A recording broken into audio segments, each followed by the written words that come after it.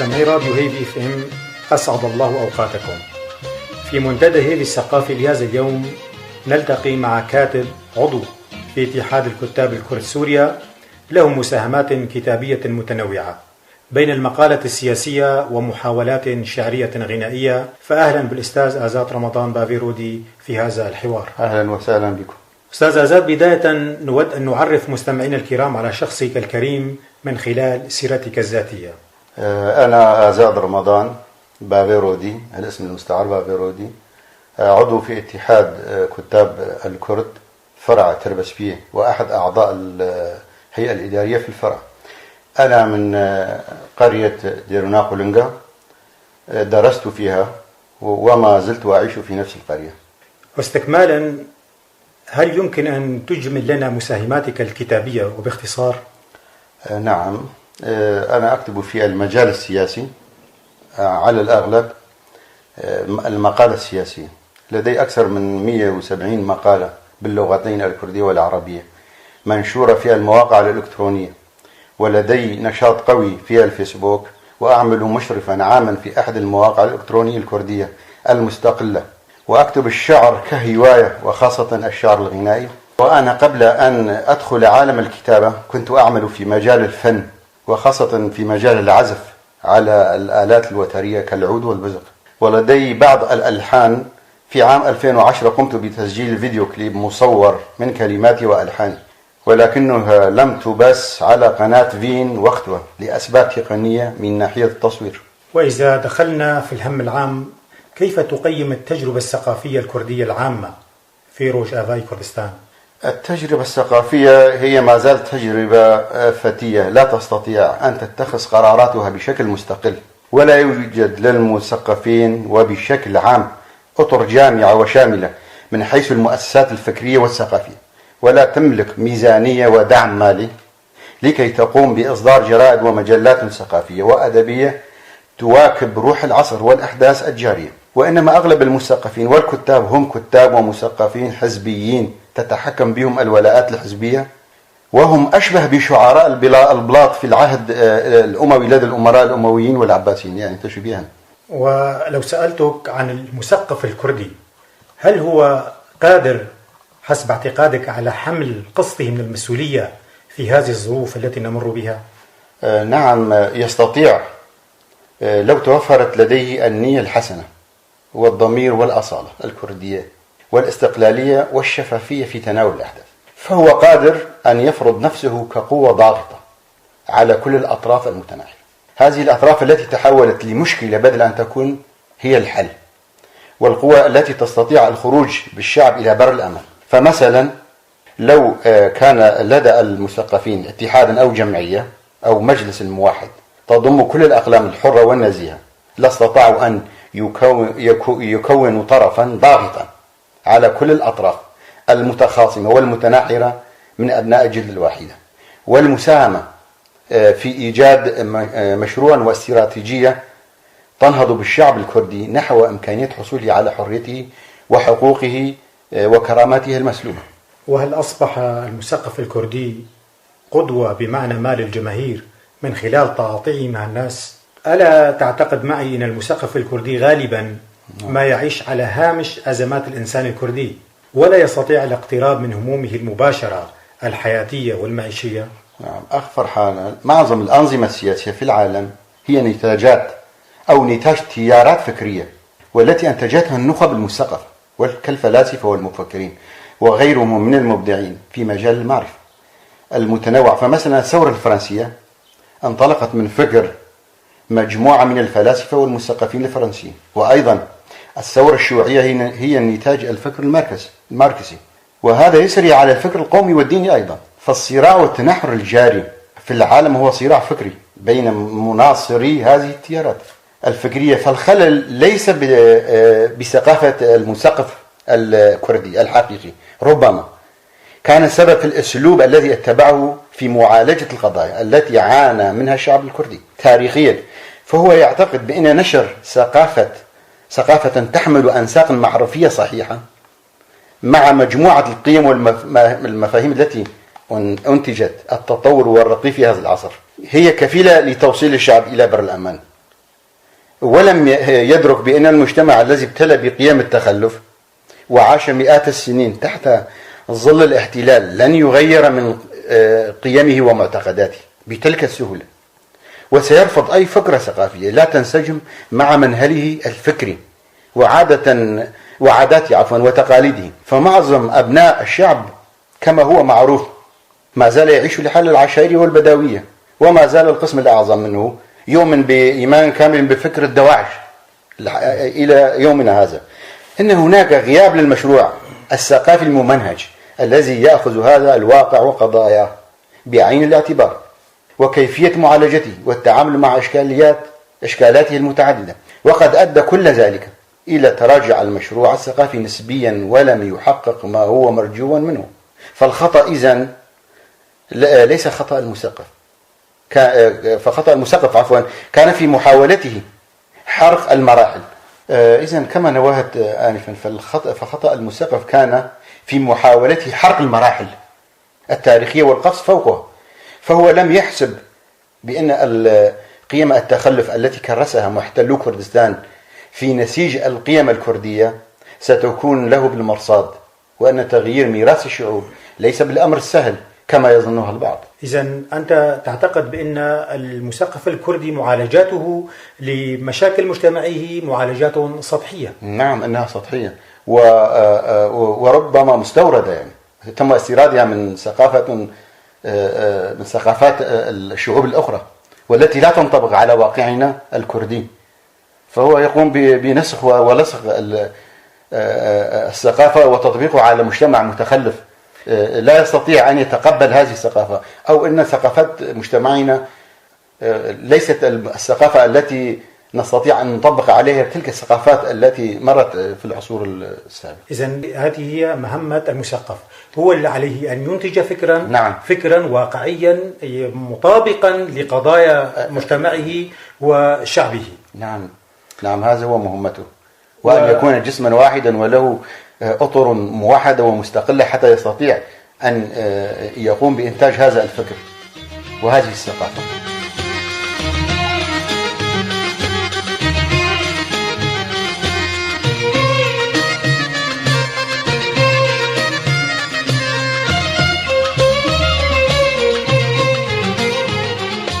وهل أصبح المثقف الكردي قدوة بمعنى ما للجماهير من خلال تعاطيه اليومي مع الناس؟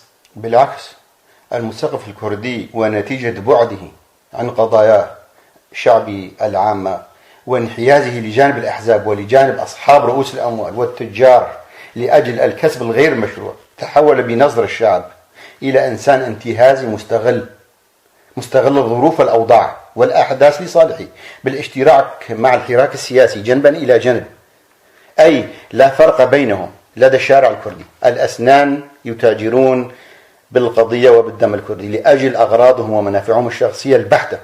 وأنا طبعا لا أشمل كل المثقفين مع احترامي لبعض الأقلام الحرة والمقتدرة والمهنية المستقلة. للأسف هؤلاء لا يملكون القرار ومهمشين.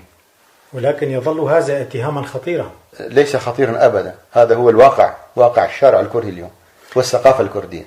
نعم، وبرأيك هل أصبحت الثقافة هما لدى الجماهير الكردية من ناحيتها، أم هي ما زالت بعيدة عن اعتبار الثقافة ذات أهمية لها؟ نعم، سؤال. لا أعتقد بأن الثقافة هو الهم الأول والأخير لدى الجماهير والشارع الكردي، فأكثر ما يفكر به هي المعيشة والخروج من هذه الأوضاع الكارثية بأقل الخسائر.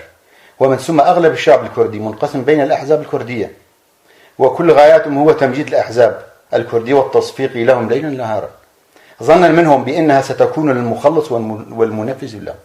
لهذا لا يهتمون بالثقافة التي هي أساس كل شيء وأساس تطور الشعوب، والتي ستخلصه من التبعية والظلم والاستعمار. وما هي الأسباب التي حالت دون حصول الناس على الثقافة اللازمة لهم برأيك؟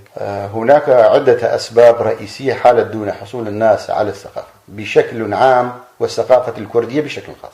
أولا الوضع المعيشي كما قلت، أي الفقر المدقع لأغلب الشعب الكردي باعتباره محروم من كل شيء وحتى من أرضه وهويته، فكان همه الأول الحصول على رغيف الخبز ولقمة الأكل له ولأسرته، ومن ثم السبب الأهم هو وجود سلطة مستبدة بحزبها، حزب البعث العنصري الإقصائي الذي كان يكتم على أنفاس الناس وخاصة المثقفين منهم، بحيث لم تترك لهم المجال في مزاولة مهنتهم والإبداع فيها إلا في حالة واحدة، بأن يصبحوا هؤلاء المثقفين عبيدا لهم ويمجدون الحزب وقائده. والسبب الثالث هو دور الأحزاب الكردية، دور مهم يعني في إبعاد المثقفين عن المشاركة بالحالة السياسية والثقافية، وعدم تهيئة الظروف الملائمة للمثقفين لتطوير ثقافتهم والإبداع فيها. ولكنهم حاربوا المثقفين بكل الوسائل، وطبقوا معايير خرافية بحقهم، واتهامهم بالخيانة والعمالة ضد المصلحة الكردية مثلهم مثل حزب البعث. فكان أغلب أنصارهم ومنتسبيهم من أشباه الأميين، بحيث بحيث قامت هذه الأحزاب بإقصاء المثقفين الشرفاء والمخلصين والوطنيين الذين كانوا يدافعون بكتاباتهم عن قضية شعبهم وآلام شعبهم ومعاناتهم واحتياجاتهم.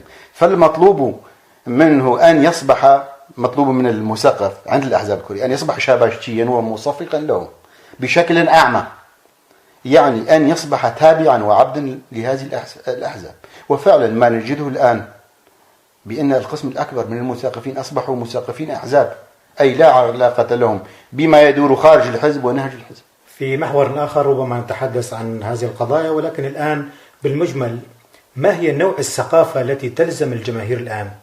الثقافة التي تلزم الجماهير اعتقادي هي الثقافة الوطنية المستقلة، والتي تعبر عن أحلام وآراء وهموم الجماهير، وهي الثقافة التي تتناول احتياجات ومطالب وحقوق الشعب الكردي بكل شفافية ومهنية واستقلالية. وهي الثقافة التي تعرف الإنسان الكردي بكينونته وعاداته وفلكلوره وتراثه الأصيل وماضيه وحاضره من خلال الدراسات والأبحاث القيمة، وخاصة التي تم طمسها من قبل الاستعمار، ووضع هذه الدراسات بين يد القارئ ليعرف من هو وما هي واجباته، لا أن يكون كما نجده الآن تابعا وعبدا لا يملك القرار والرأي الصائب، وخاصة في مجال حقوق واستحقاقات الشعب وحريته. وكيف تقارن بين وعي الناس بالثقافة قبلا وفي هذه الأثناء؟ نعم، هناك أعتقد اختلاف واضح بين الحالتين. ففي السابق أعتقد الإنسان الكردي وكما تعلم يفتقد وسائل الإعلام المتطورة والسريعة، ويفتقد الكوادر المؤهلة لإيصال الثقافة بين يدي الجماهير. وحتى معيشته كانت صعبة وقاسية، كان بعيدا عن الحضارة وعن المدن الكبيرة التي كانت مركزا حضاريا وثقافيا. أما الآن وفي القرن 21 ومن خلال الثورات العالمية والصناعية المتطورة والمتاحة للجماهير والناس، استطاعت هذه الوسائل بأن تجعل من العالم قرية صغيرة. فهناك وسائل متطورة وهائلة، منها مثلا وسائل التواصل الاجتماعي بكل أشكاله، وخاصة من ناحية توصيل الخبر يعني بأقل من دقيقة وتوفيرها بشكل سلس ورخيص. فأي شخص كما تعلم الآن ولو كان بآخر العالم يستطيع أن يتواصل مع الجميع ويعبر عن آرائه بكل أريحية واستقلالية.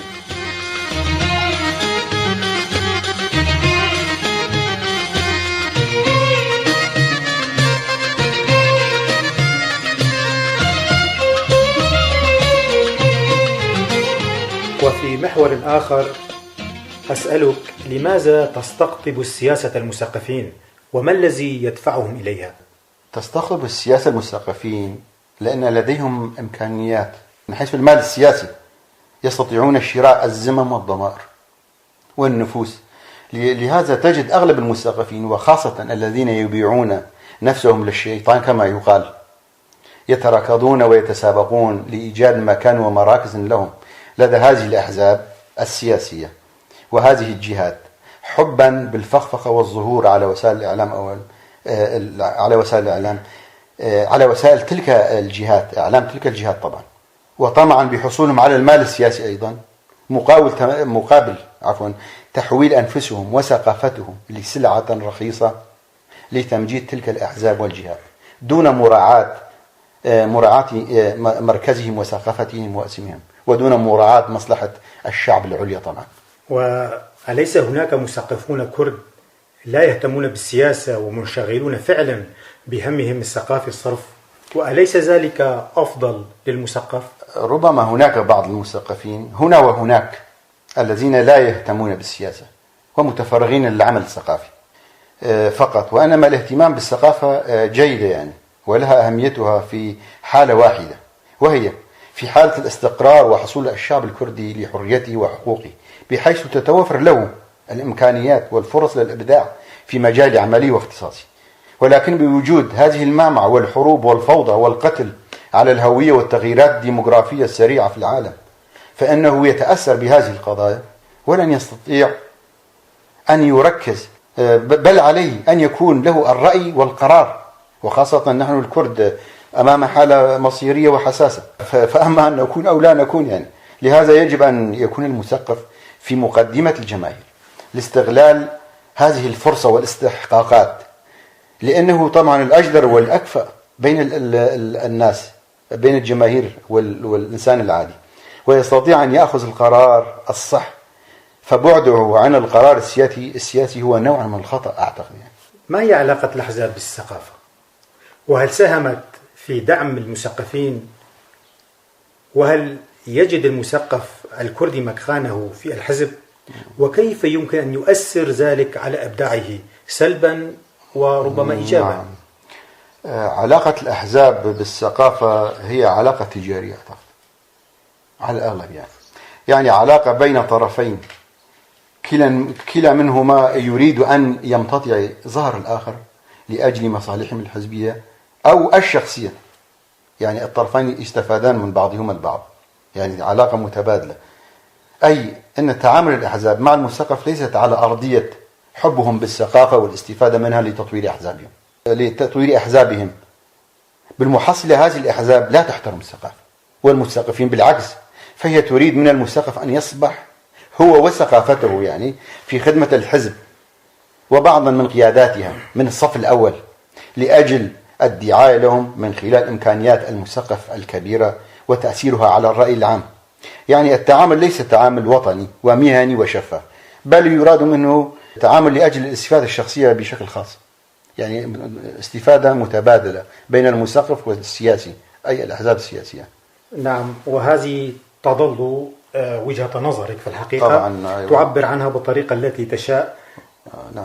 وحسب متابعاتك ما هو شكل علاقة المثقفين الكرد بعضهم ببعض؟ وهل هي علاقة صراع حسب الانتماء السياسي أم علاقات على أساس التنافس الثقافي والإبداعي؟ نعم أخي، هذا السؤال يعرفه كل شخص عاشر الوضع والحالة الكردية، وخاصة في هذه الأحداث وخاصة بعد الثورة السورية. فعلاقة المثقفين هي علاقة ضعيفة مع بعض ومبنية على الصراعات السياسية وحسب الولاءات والانتماءات، فلا وجود أو احترام بين طبقة المثقفين ببعضهم، بل هي نفس الحالة والمرض الحزبي يتم اتباعه من قبل هؤلاء المثقفين الغير مستقلين والمحسوبين على أطراف وجهات وأحزاب. طبعا لا يخلو الأمر من وجود مثقفين مقتدرين كما قلت سابقا ومستقلين هدفهم الثقافة وتطبيق الشعار الذي يقول الكاتب والمثقف هو ضمير الشعب.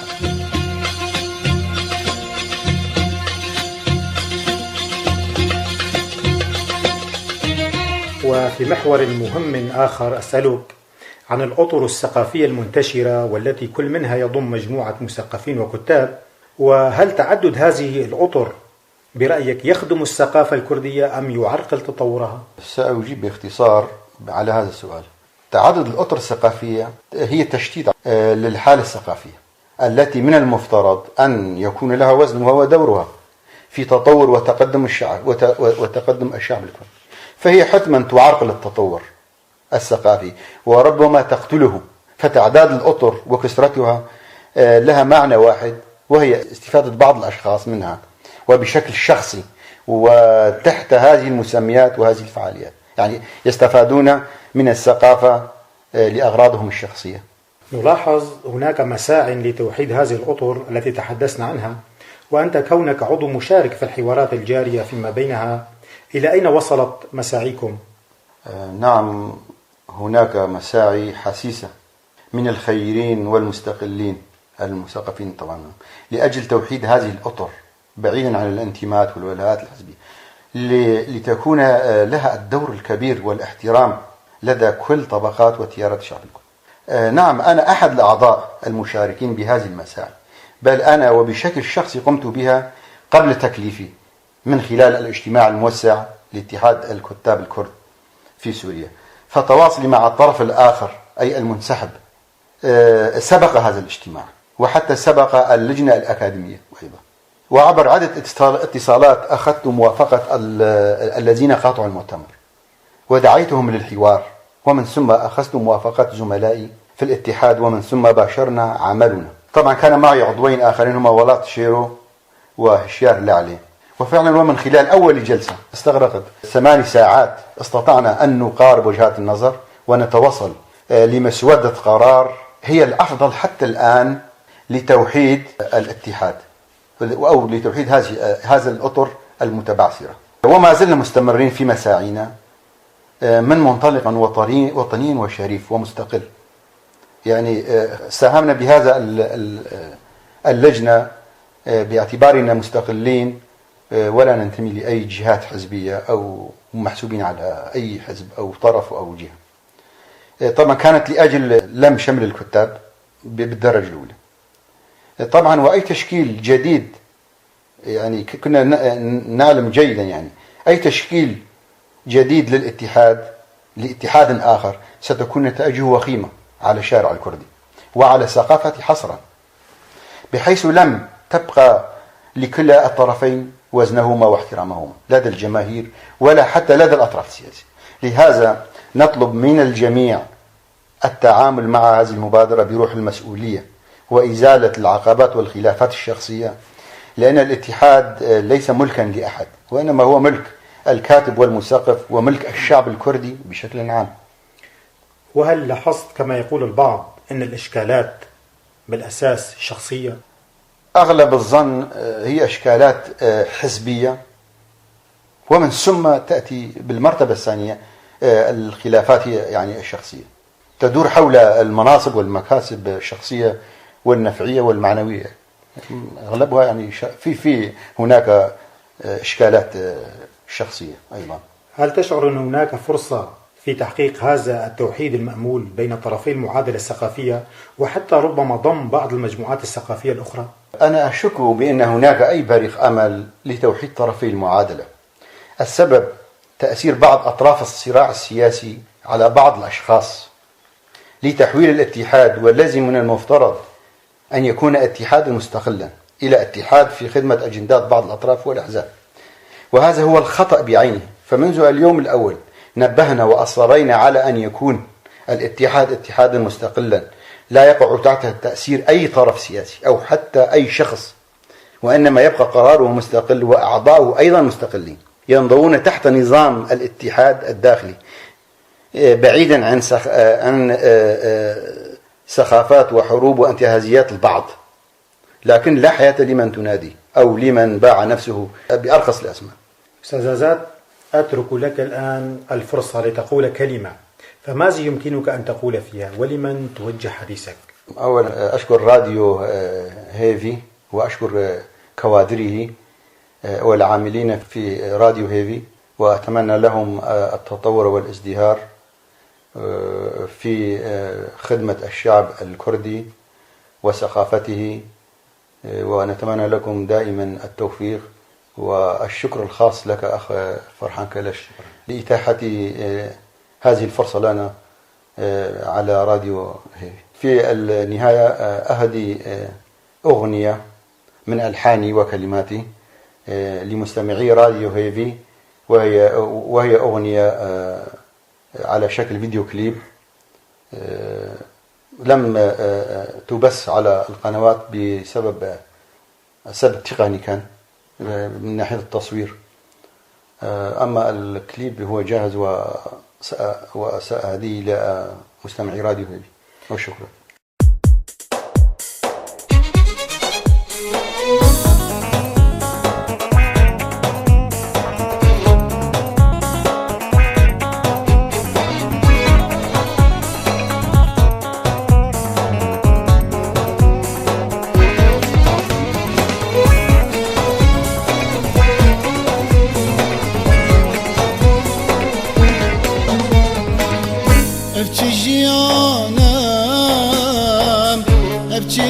بيانا عشق بياري وقدنا مام عشق بياري وقدنا مام ابكي جيانا ابكي بيانا ازم بياري وقدنا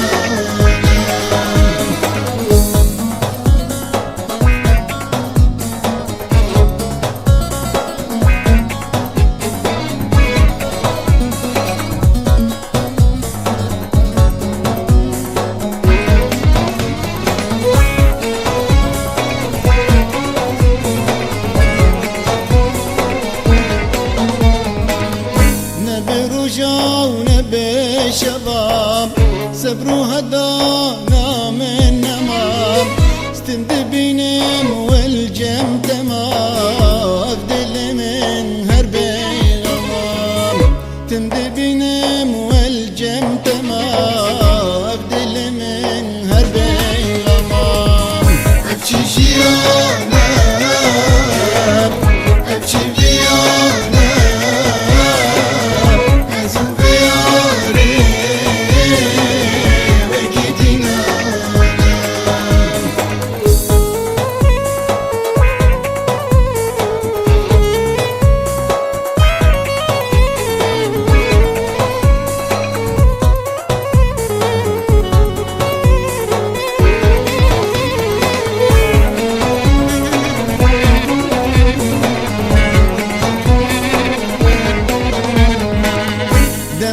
جم دزي برم ديكم ريا مال فهرم جرقتي وزلد فقرم من صبرون بريانم جرقتي وزلد فقرم من صبرون قرارم ابكي جيانا ابكي بيانا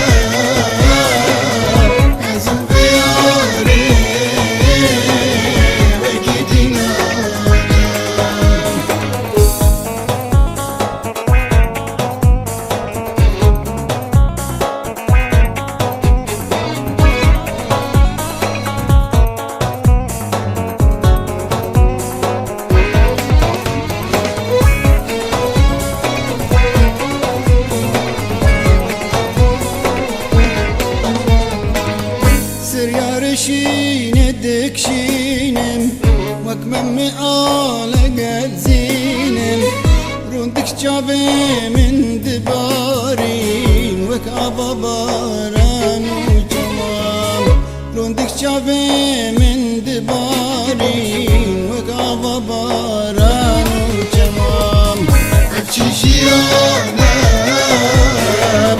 ابكي بيانا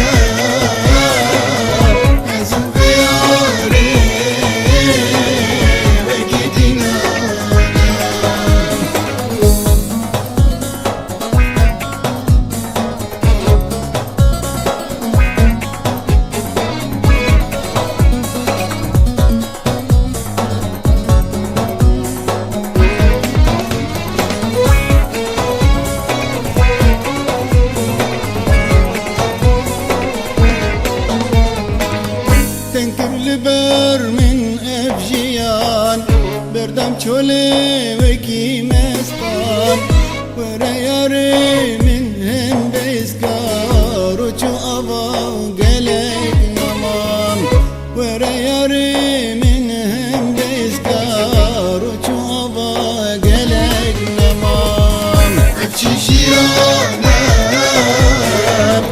ابكي بيانا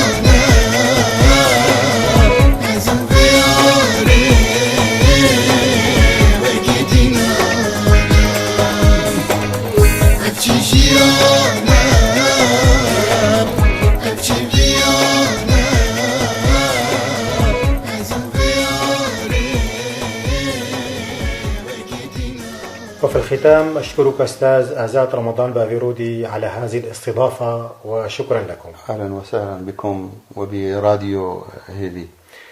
مستمعينا الكرام، كنتم معنا في منتدى هيفي الثقافي، وكان في حلقة اليوم الأستاذ آزاد بافيرودي ضيفا، وأنا فرحان كلش محاورا، وإلى لقاء آخر.